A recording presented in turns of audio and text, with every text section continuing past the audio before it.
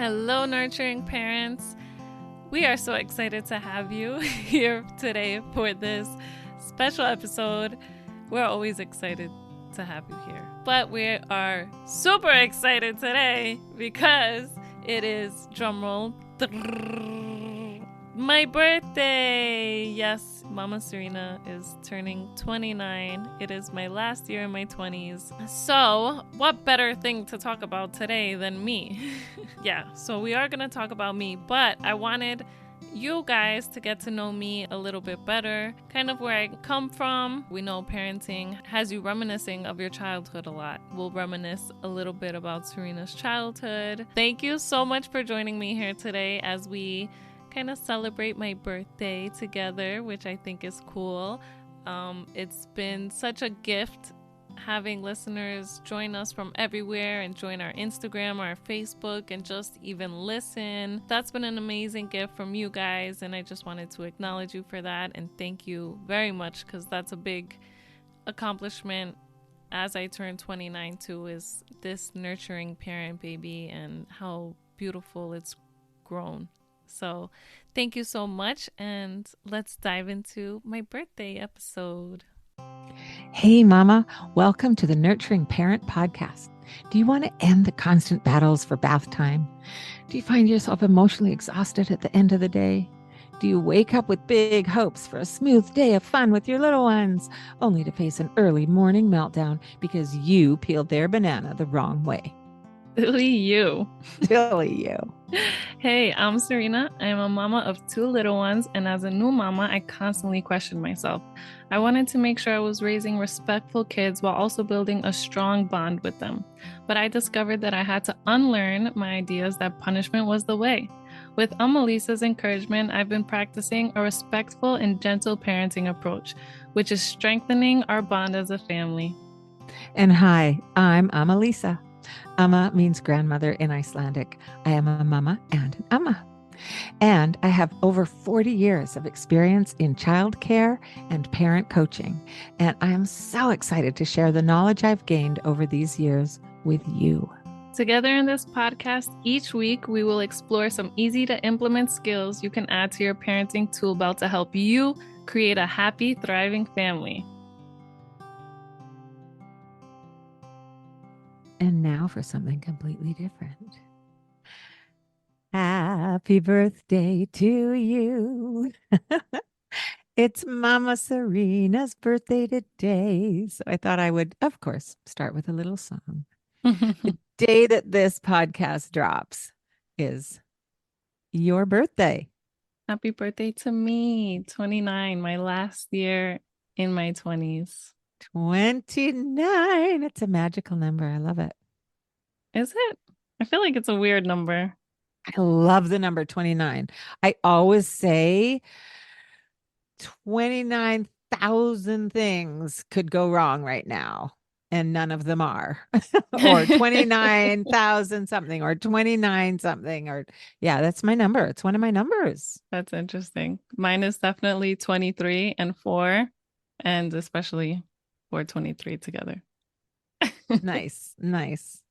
All right. So you had this idea about, because this episode happens to fall on your birthday, about talking about a little bit about your childhood, a little bit about your parents and how you were parented, maybe, and a little bit about how you are shifting and aiming to be a different kind of parent, and this kind of whole world of things, right? Yeah. Then you kind of got a little bit like, I don't know if I want to do that. So we thought we would jump on and have a conversation about all of that. And I feel like there's going to be some gems in here for our listeners. Right. And so let's just have a conversation. Yeah. I think also part of it is just sharing a bit of from where I come from, because I know you can relate to some of it, and I'm sure some of our moms can. So just having that next level of intimacy, I guess, with our listeners, and Yeah. Yeah. Getting to know you. Yeah. Because I think we both had some trauma, and it's easy to relate to somebody that you feel like you went through the same things growing up. And so we might feel unique in the trauma that we have, but I'm sure it's pretty common too. Yes, that's why we want to share this conversation because what you, Serena, you're 29 today. I'm in my 60s. We have things in common, you and I. And we're like, oh, that happened to you? Oh, this happened to me. Yeah. And it's like we don't spend a lot of time sharing what we might call our war stories, but we do touch on them sometimes. And we're like, oh, isn't it interesting how we both had these different or similar types of trauma from our childhoods?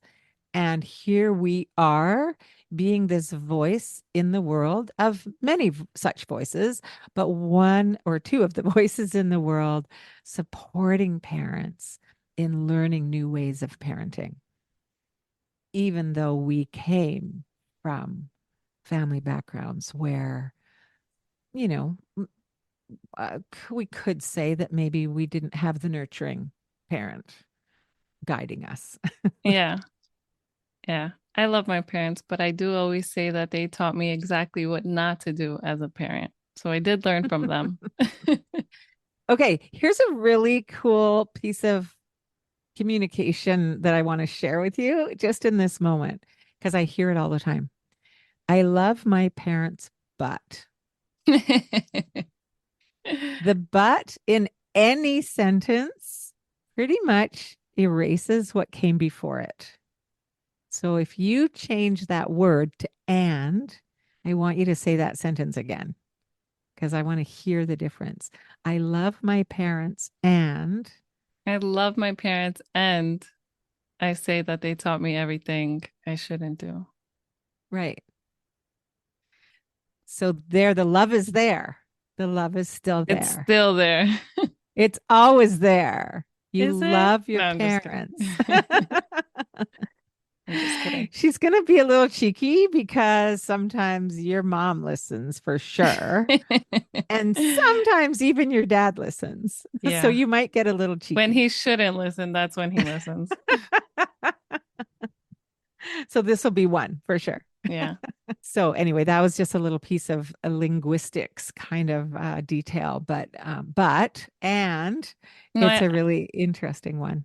I like that. One thing I use is I get to. So when I have to give my kids a bath, I like to say I get to give my kids a bath, or I get to fold my laundry. That helps. Nice. It really helps. And that's Yeah. what we're doing here on the Nurturing Parent. A lot of what we're doing is just kind of tweaking the language that we use inside our own brains to ourselves, but also to our children and with our children. So, okay, let's get a little vulnerable. Let's just talk a little bit about your childhood and what you learned that you didn't want to do from your upbringing and how you're being a different kind of mama for your children. Well, it's funny because when we started the podcast, we are the village. And that's something I always knew I needed for my kids, was having a village for them, because I definitely took a village to raise me. My village was filled with a lot of strong, smart, kind, loving women. I grew up calling Mm. a lot of women mommy. Mm. Yeah. So where Um, was your biological mom then? so my mom had me when she was really young. Hmm. Um, my dad was older, and I don't really know. I just know that my mom was young and kind of doing her own thing. So my dad was kind of taking care of me, but he would leave me at my grandma's, my abuela's. I had this quote unquote godmother, who, she's not really my godmother, but she's somehow my family. But she was also a big role model, and I feel like she was a mother to me. Yeah, my mom was around, but I had a bunch of other women looking after me, and Hmm. And Your mom wasn't your primary caregiver, no, your primary parent, right? no, You didn't no. live with her full time. Yeah. And that's one of the things that we have in common is Mm-hmm. that my mom for a lot of my childhood wasn't living in the home that I grew up in also. And that was amazing when we discovered that similarity early on. Yeah. Um, yeah, so my dad was pretty amazing. So I want to use this birthday, 29, to kind of reflect back on what my upbringing was like, especially now that I'm a parent and this is my life, parenting. So it's interesting to reflect and see what my parents were kind of going through now that I'm a parent. So my dad, he was in charge basically of raising me, but like I said, it was a bunch of women that were really taking care of me. My dad was in charge of the bills, keeping the house clean, taking me to school, and I remember him walking me to school in elementary, kindergarten, pre-K. We would walk to school because we were within 2 blocks distance. And that was always one of my favorite memories. So growing up, I always said I wanted to be able to take my kids to school and pick them up from school because that was one thing Mm. that I really admired about my dad. I also remember a year that he went on like every school trip and he was a chaperone on every school trip. That was one of my favorite years. Wow. Yeah, my So dad, there's some honestly, yeah. positive things from your Might be dad's surprised. parenting that you have brought forward with you that Yeah, you're hoping or aiming to recreate because they're such special memories, right? right. It's hard for me to commit to a job if I know that I cannot be able to take my kids to daycare or school. Hmm. So yeah, he was pretty amazing. And so he was also very disciplinary. And that's why, like, I loved my dad.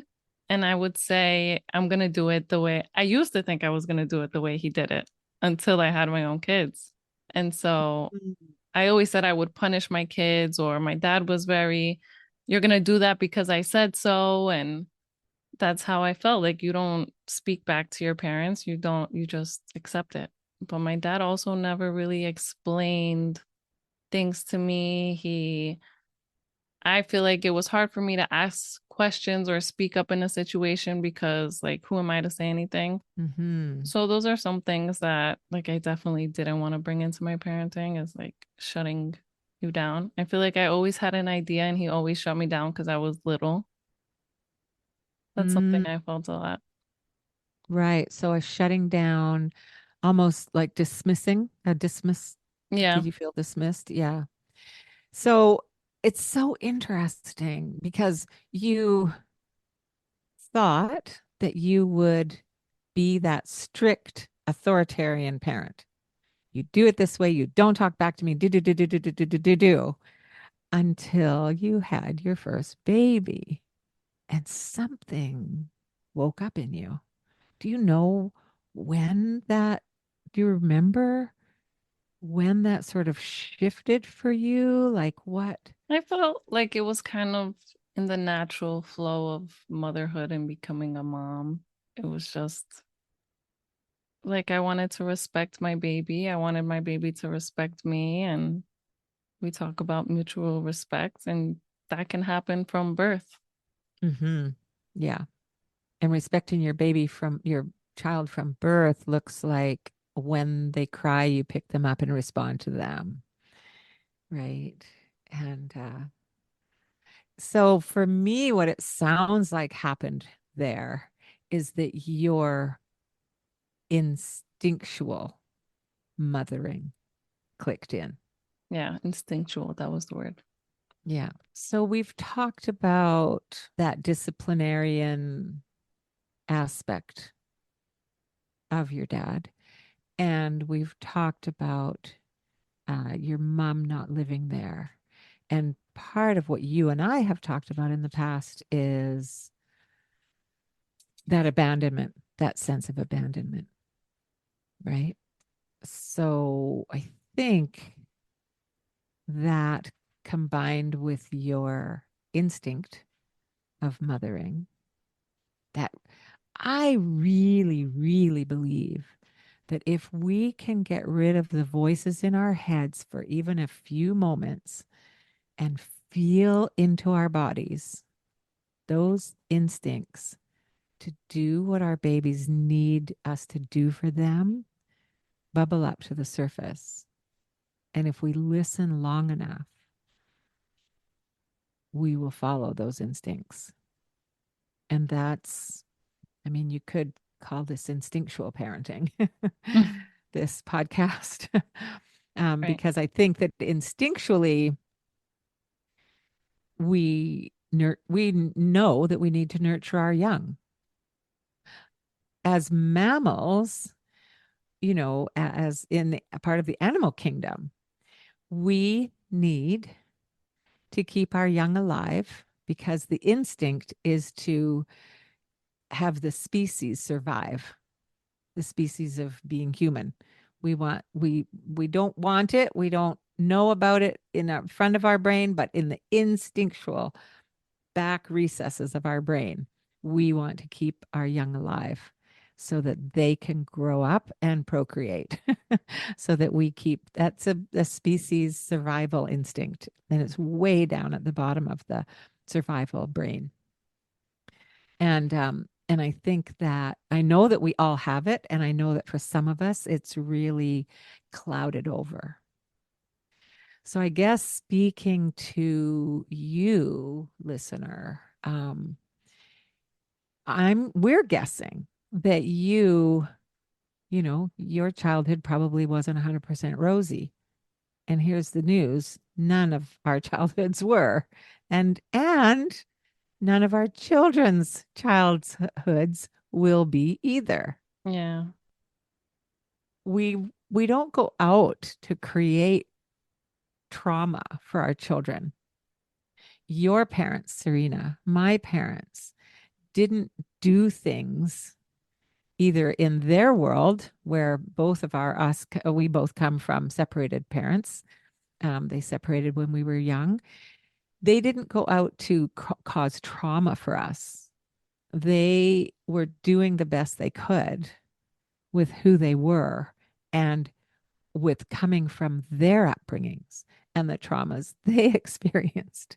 And so a lot of times on this podcast, and next week, you will hear an amazing story about a mom who we have a live coaching session with.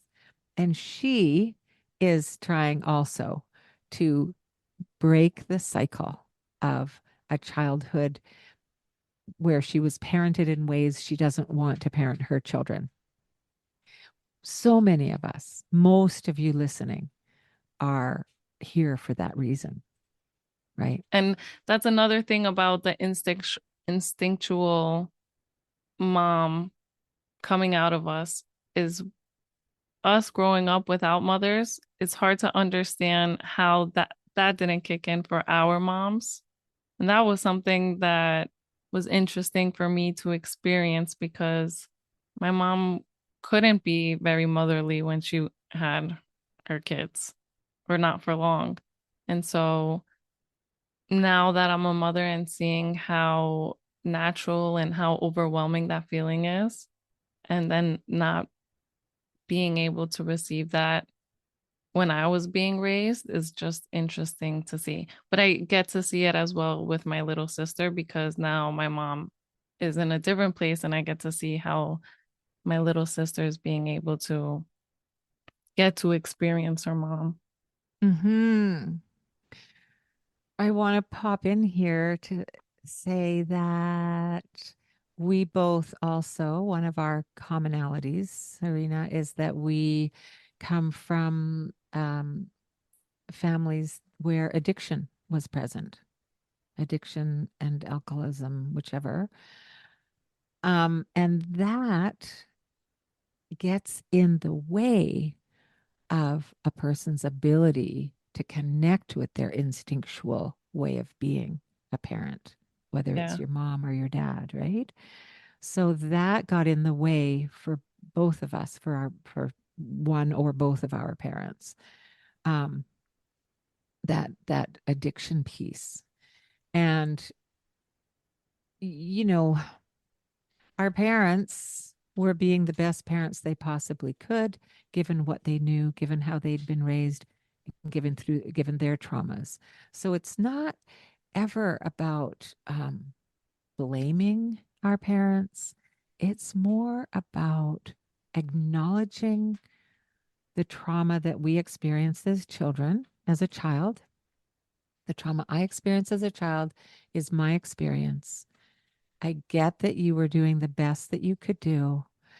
And now that I have an awareness about it, I get to redesign the future of both who I'm going to be in relation to my parent or parents also, and who I'm going to be as a parent.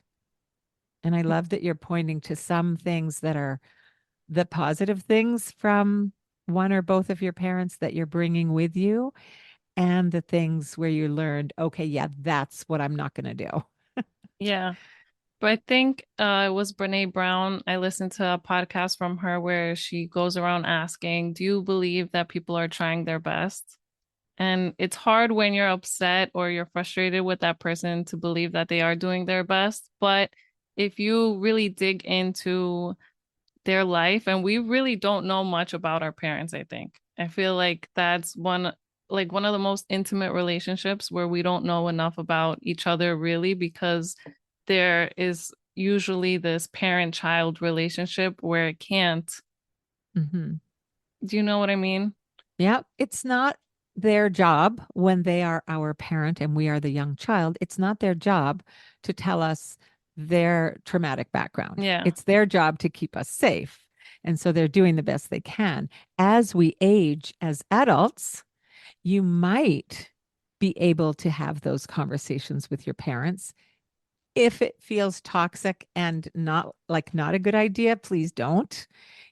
Get your own counseling with somebody and talk through it that way. But for some of us, it is possible to have those conversations about, tell me about your childhood. I'm so curious to know what it was like for you growing up. When I was able to start asking my dad, and my dad, he would always kind of mention it. He would talk about he would get hit or like tortured when he was younger. So it would be reasonable for him to think it's okay to hit and punish us because he was like tortured, So was what able. he did to you was nothing on the level of what had been done to him. Right. He was being like a really kind and thoughtful parent, probably in comparison, it sounds Yeah. like. He was like, I'm not burning your kneecaps. Oh, He's that like, you're poor. lucky. You have it easy. Oh, I'm just hitting I you with the just, belt. And he never really hit me hard with the belt, but he would punish me and he would threaten me. yeah. Okay, wait. I just have to take a moment for that little boy. I just really have to take a moment because that little boy grew up to be your dad. And that little boy grew up to hit you with a belt. And it wasn't nearly as bad as what had happened to him. So he, in his own way, was breaking the cycle Yeah. to as much a degree as he could. That right there, that's a gem right there for this whole conversation. That's incredible. I did not know that piece, and I just feel so much for that little guy, you know. Yeah. It's not a pity. It's not like that. It's just like, wow, what some children survive and come out the other side of. And he loves you. I have no doubt in my mind about that. Every time you talk about him, I know that he loves you. And I know that he did some things that have you want to do parenting differently. But Yeah. that's incredible. Thank you for sharing that. Yeah, that's incredible. Because I think that right there will give our listeners A different perspective. Because Mm-hmm. if we get to know our parents and like just you even acknowledging that little boy, like I could think about my dad's kneecaps being burned and think, okay, he probably deserved it. But if Oh, ouch, ouch, ouch. No, but parents. No, no, no, no, no, no because I child say that because deserves. he's my dad. But if I were to see a little boy and that Yeah, happening, I would not be able to see that. no, no But child, no child deserves to be hurt. Yeah. yeah. And so you just taking that moment and acknowledging that it does make me feel bad for my dad. Like, and answering that question that Brene Brown went around asking, do you think everybody is doing their best that they can? And he is doing his best. If that's what he thought was bad and him just giving me a spanking is not that, then he's doing the best he can to control me or do what he thinks parenting looks like Yes. based off what And he was parented by. yes, and we have to look at the culture that our parents were parents in. When you were a child and in the culture that you live, in the society and the culture, okay? So there is a way that is expected for parents to be. Yeah. So children do not talk back. Children do as they're told because I said so. Like that was the way. And for many parents, it's really, really hard and almost impossible. And they don't even, some of them won't even think about doing it differently than that because that's how it's supposed to be done. And End it of story. worked. Quote unquote worked. Yeah. Yeah. And now we're living in a society and, different cultural segments of our society are going to be different about it. But the society in North America, maybe in the first world, I would say there's certainly in North America, there's more listening to feelings, and it's okay to be upset with your parent. It's not okay to smack or hit or do these things, but it's a whole different way that's accepted to some degree.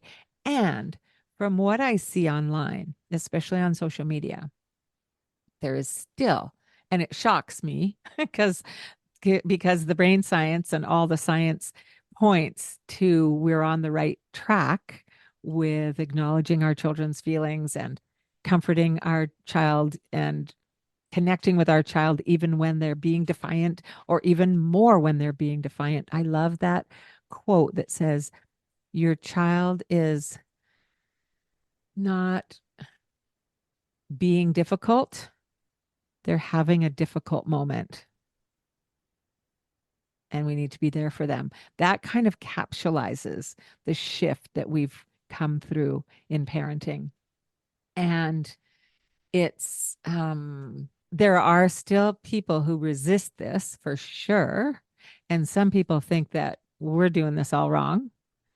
And from what I can see in the world and from the people who I think of as my um, mentors and colleagues that I look to for how I'm saying something, how is that colleague of mine saying it? And that kind of thing.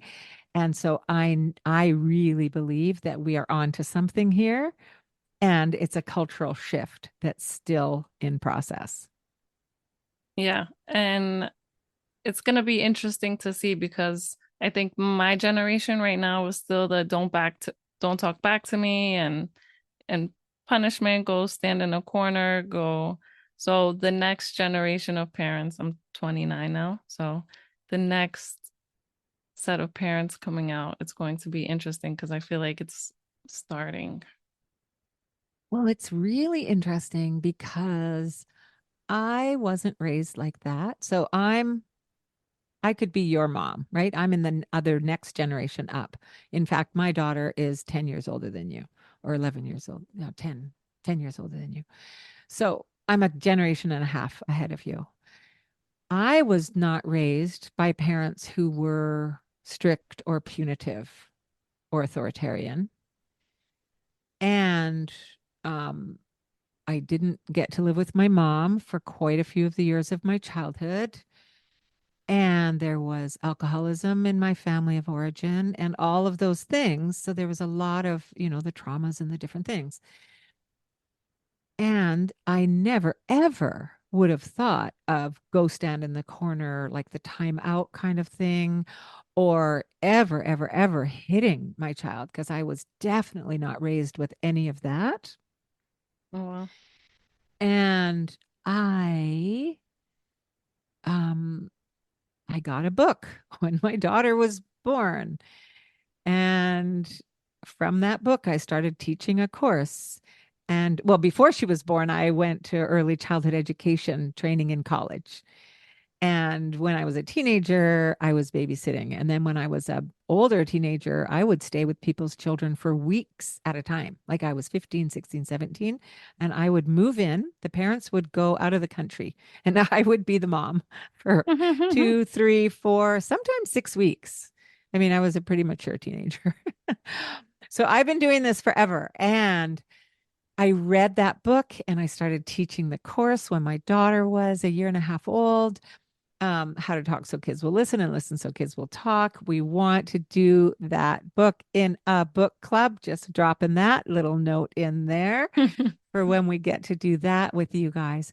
But what I'm saying is, because I had all the years of experience of being a surrogate, a step in mom it wasn't just babysitting, it was full on childcare.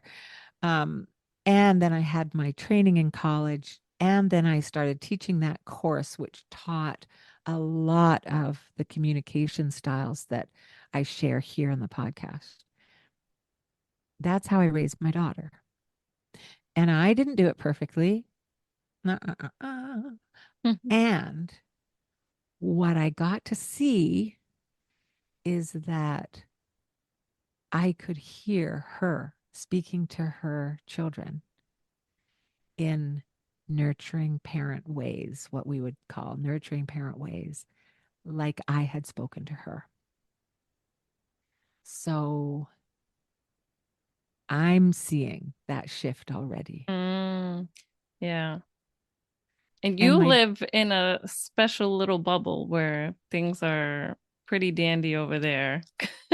well, it's really interesting because, yes, in a way I do. I live in Western Canada and it's rural, which might make a difference. It's a small I think it community. helps. I think it does make a difference for sure. And I am pretty shocked and surprised at how many parents here are still using or resorting to punishment and timeout and aren't listening to our podcast or following these kinds of, because a lot of people here are, they believe breastfeeding is the way they want to go. So they do the breastfeeding journey. They do the family bed journey. They do, you know, um, they're aiming towards the compassionate, caring, nurturing parenting model. And I'm really surprised, even here in this little bubble, how many parents are still resorting to that other way. And I think that's because it has been the cultural norm for so long. And like you say, Sarena, it's taking a few generations to undo that stuff being wired into us, into our brains, right? Yeah, I think punishment is a very quick, easy way to try to feel like you can gain control. And that's what we Yeah. think as parents we need to always have is control Yeah. when, like, we're talking about it, but like we have no control of our kids. We need them to feel like they're working as a team with us. And Right. We y- were talking about that eh, earlier. yeah. Yeah. this whole idea of working as a team together with our children is a pretty new concept. And for some, it's a brand new concept, and it's a hell no kind of a concept, right? And I'm here to say that it actually works. Oh, it does. Yeah, for Yeah. sure. When my daughter feels like when we feel like we're on the same team, like I'm even surprised sometimes when she's like, "Yeah, I'll work with you. I'll do that." Sure. Right. Right. Yeah. Yeah. Beautiful. Anything else? Interesting little conversation. Yeah, just interesting conversation looking back on parenting and what that looked like for us and as kids and now as parents. And you as a grandma being able to see that in your daughter, I think that's amazing. I get to see it a little bit with my grandchild, um, the toy babies, when Yes. I hear my daughter speaking to her babies. And Yes. I was just going to say that. And if you're a nursing mom, your daughters are going to hold that toy baby up to them like they're nursing them to give them comfort. yeah, my youngest, she nurses her babies. They Yeah. don't really take bottles. Yeah. No. Bottle is a foreign concept to your daughters and as it was to mine. And I love that. And so children will imitate and you will see it. You will see it in their imaginative play when they start to play. How they talk to their dollies, how they speak with each other, Yeah, you yeah, know, if they're playing house together too, right? That kind of thing. yeah. It's Mama wants to sing to you. Mama wants to sing, like they will pick up whatever they're seeing you doing. And that is where we see the changes already starting to happen. thanks to the nurturing parent. I think I get to say I'm pretty lucky in experiencing my children's childhood as it is because they're pretty amazing kids and it's fun to be able to do it um and be so aware and in the moment with them and enjoy it. Mm. Parents always tell us enjoy them while they're young. And I like to say, I really am. I really am. Nice. Yeah. And there'll be moments where you're tearing your hair out and growling, and that's Yeah. part of the ride. Yeah. But I just want to end off by giving a shout out to your mom, Serena, because this was the day 29. Are you her eldest? Yeah. This was the day 29 years ago that she became a mama for the very first time. That only happens once. Mm-hmm. She became a mama and she loved you. She had so much love for you. And she still does. I know she loves, loves, loves you. And for all the things she did and for all the things she didn't do. And your dad for all the things he did and all the things he didn't do. And for my mom and dad, they love us. They're doing their best. We can love them back, even if we have to go through phases in our parenting and in as we are young adults into middle adulthood, being feeling, not happy with them. It's okay. You can feel all the feelings, and we still get to acknowledge that the love was and is there. Yes. I'm very thankful for my parents and knowing that they did the best they can with what they had. I think they did a pretty good job. Well, you sure grew up to be a beautiful human being and a Thank you, beautiful Alma. mama. You're welcome. All right. We love you. And we hope that this little chat that we had give you a little bit more depth into who we are, Mama Serena and myself. And that it might just help you feel like all the things you feel about your parents is okay. Thank you. Happy birthday to me. Okay, so to dive into my gems from my episode, Well, I love that Amma actually had a gem in this episode, and that was that some parents are trying to break the cycle as much as they could. Or she was referring to my dad being the gem, and he's not the horrible man that I make him out to be sometimes in episodes. But yeah, that was a nice gem. Just getting that perspective that some parents that we thought, traumatized us, they were probably just as traumatized or more. So thank you, Amma. My other gem that I loved that was mentioned in this episode was working as a team with your child and how much that actually works. When you do get in the right rhythm with your child and you can both feel that mutual respect and like you are working together and not against each other, because sometimes we just fall in that position. But yeah, working as a team, I think, is just an amazing tool. Sometimes I don't get it right with my daughter. Sometimes I do. Like bringing a snack to pick her up, and her favorite snack, like pretzels and cream cheese or pepperoni, she knows because she loves that. So like little things like that get her feeling like we're on the same team. And there's other ways, but that was a gem. And then my last gem is that I really love my parents. At 29, I had some childhood trauma, like my mom was an addict. My dad did a great job. He was a little rough, but he did a great job. He also chased women around a lot, so I felt a lot of abandonment as a kid.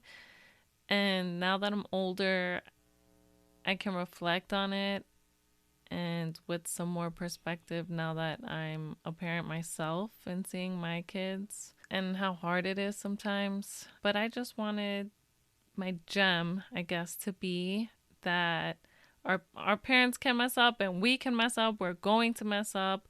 But I think our kids hopefully will, with time, be able to see and understand and accept and acknowledge and kind of forgiveness. So if you did have some trauma in your childhood, I think to become a better person, I feel like it really takes forgiveness.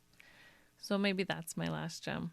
But that's where I'll end off this episode. Like I said, it's a true pleasure being here on my birthday with you. It's cool being a part of your life. That really is a big gift for me. That's something I'll really sit with and acknowledge today is all the people that show up just to listen to me and Amma, which I think is pretty crazy.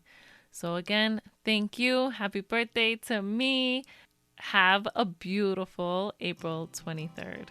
If you're listening on April 23rd. I want to sing with you. I want to dance with you. I want to laugh with you. Oh, how I love to be with you. I do.